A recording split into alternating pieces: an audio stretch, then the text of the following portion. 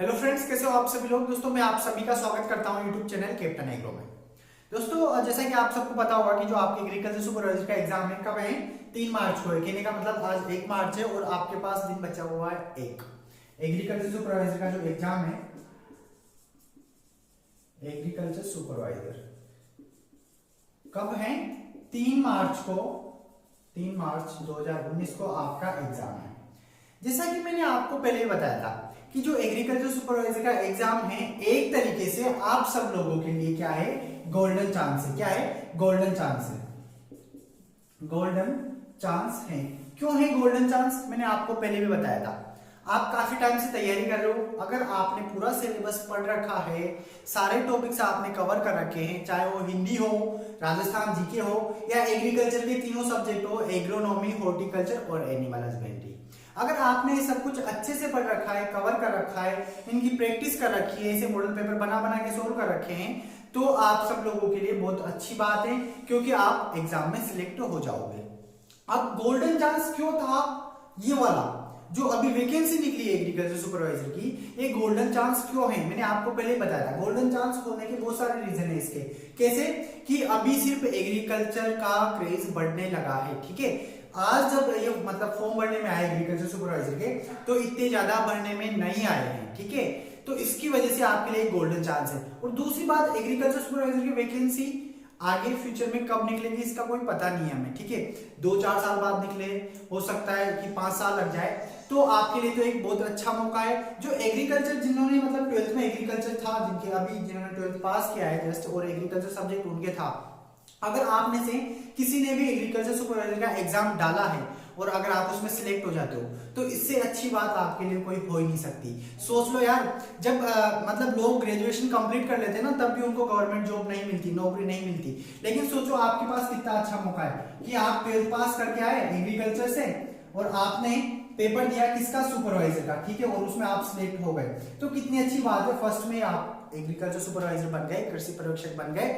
और आप जो बोलते हो जिसका कंपटीशन बढ़ रहा है, नौकरी, हर इंसान, हर स्टूडेंट किसके पीछे भाग रहा है, नौकरी के पीछे भाग रहा है। तो सोच लो कि आपके लिए कितना अच्छा मौका है, आपको नौकरी मिल गई अगर आपने अच्छे से तैयारी की होगी तो। ये तो मैं बात कर रहा हूँ 12th वाले स्टूडेंट की। लेकिन अगर कोई सी ने बीएससी कर रखी है, तो बीएससी वालों ने भी ये फॉर्म डाला है, जिन्होंने एग्रीकल्चर बीएससी कर रखा है उन्होंने भी ये फॉर्म डाला है। लेकिन बेटर किन के लिए है ये,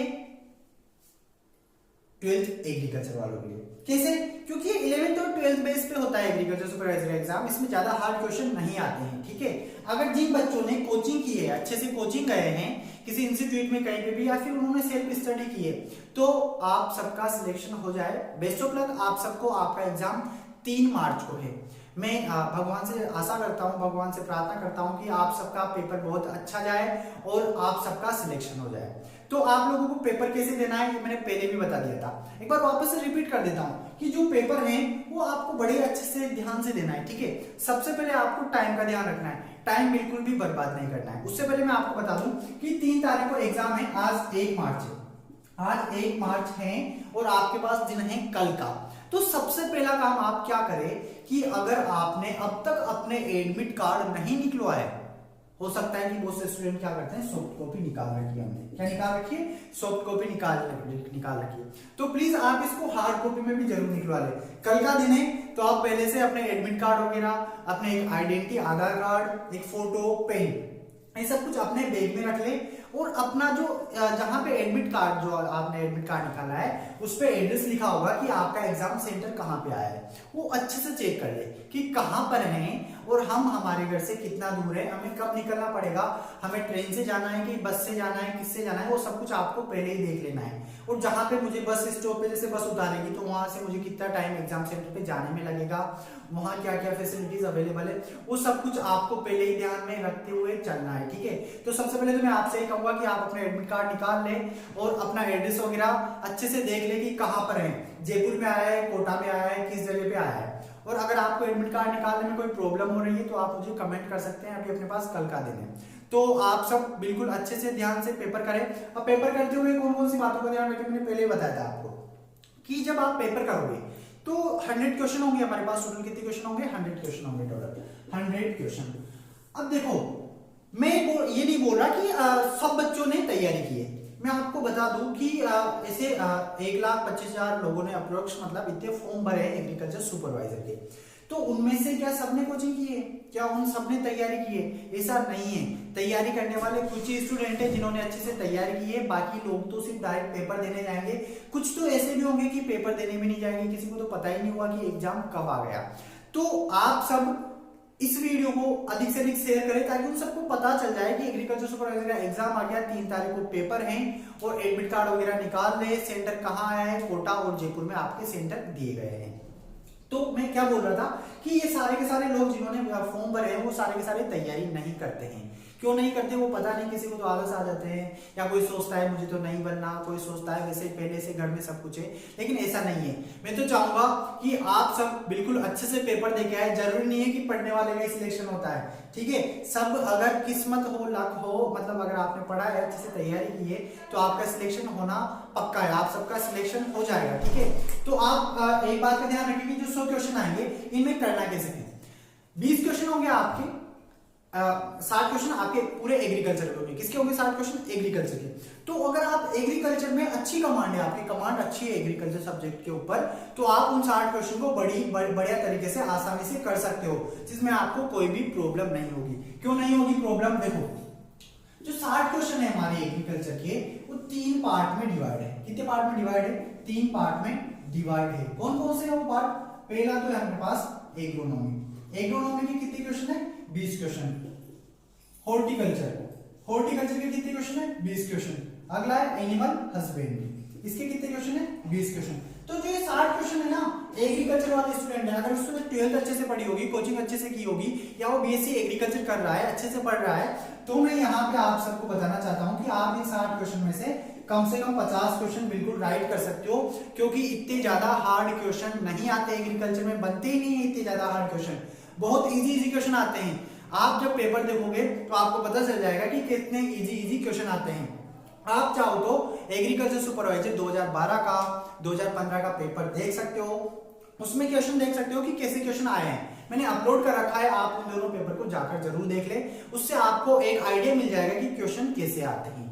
तो अगर आपने यहाँ पे 50 क्वेश्चन कर लिए, तो एक बार सोचो तो सही, आपके पास 100 क्वेश्चन है, उसमें से आपने 50 क्वेश्चन बिल्कुल राइट कर दिए एग्रीकल्चर के। और दूसरी बात का ध्यान रखें कि आपको जो क्वेश्चन आए उसी को अटेम्प्ट करना है। अगर आपको कोई क्वेश्चन नहीं आता है तो प्लीज उसको अटेम्प्ट ना करें, क्योंकि माइनस मार्किंग होगी और उसकी वजह से आपका सिलेक्शन रुक सकता है।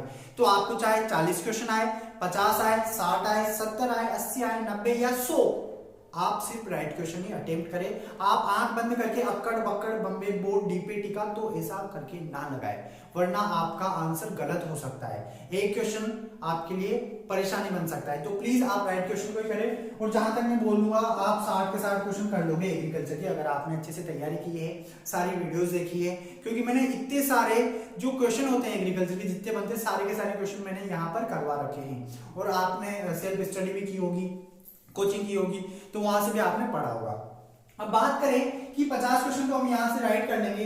मैं बताऊं आपको, कुछ स्टूडेंट होंगे जो 60 के 60 क्वेश्चन भी राइट कर देंगे, कुछ होंगे 40 क्वेश्चन राइट कर देंगे। तो अब जो हमारा अदर सब्जेक्ट है वो क्या है? राजस्थान जीके। जो राजस्थान जीके हैं, इसके हैं 25 क्वेश्चन। जिन्होंने तैयारी की है वो यहाँ से आराम से 20 क्वेश्चन बिल्कुल सही अटेम्प्ट कर सकता है। लेकिन जिसने बिल्कुल भी तैयारी नहीं की, तो इसमें से सिर्फ 5-6 क्वेश्चन ऐसे होते हैं, 5-6 क्वेश्चन ऐसे होते हैं जो बिल्कुल इजी होते हैं, जिनका आंसर हम बड़ी आसानी से दे सकते हैं।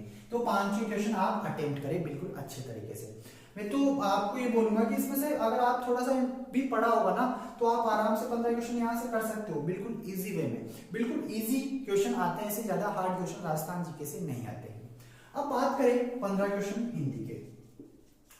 तो हिंदी में क्या है, मैंने आपको पहले ही बताया था, संधि विच्छेद हो गया, समास हो गए, शुद्ध शब्द, अशुद्ध शब्द, ऐसे क्वेश्चन आते हैं। अगर आपने 11th 12th 10th में हिंदी पढ़ी है, हिंदी की ग्रामर पढ़ी है, तो आप यहाँ से ये क्वेश्चन कर सकते हो। और अगर आपने हिंदी पढ़ी हुई काफी टाइम हो गया, तो ये क्वेश्चन करना आपके लिए बहुत मुश्किल हो जाएगा। तो आप हिंदी के क्वेश्चन का जरूर ध्यान रखें।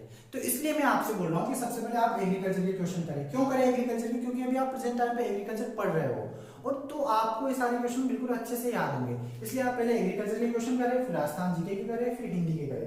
हो सकता है इनमें से 5 क्वेश्चन बहुत इजी आते हैं, उनको भी आप सब कर लोगे। तो करीबन करीबन आप सब कम से कम 60 से 70 क्वेश्चन तो राइट करके आए, वो आपके लिए सबसे बेटर होगा, आपका सिलेक्शन हो जाएगा।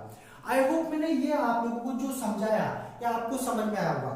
और देखो आपको एक बात बता दूं कि ऐसा कुछ नहीं है कि हम पेपर फाइट नहीं कर सकते हैं। पेपर हम बिल्कुल अच्छे से, बिल्कुल आसानी से, अच्छे तरीके से फाइट कर सकते हैं, ठीक है। सिर्फ हमें क्वेश्चन को समझना है कि क्वेश्चन क्या बोल रहा है और इसका आंसर क्या है।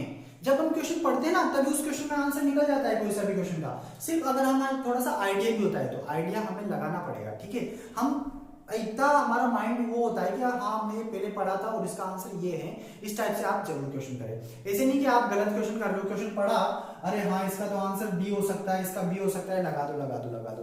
तो ऐसे कभी कभी पूरे क्वेश्चन भी गलत हो जाते हैं, ठीक है।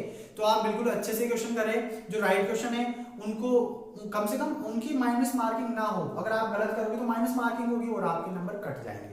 तो प्लीज आपको सिर्फ सारे के सारे क्वेश्चन जो भी आते हैं आपको, चाहे वो 40 क्वेश्चन हो, 50 हो, 60 हो, बस वही क्वेश्चन आपको अटेम्प्ट करने हैं और बाकी अटेम्प्ट नहीं करने हैं, ठीक है। ये बात का आपको अच्छे से ध्यान रखनी है।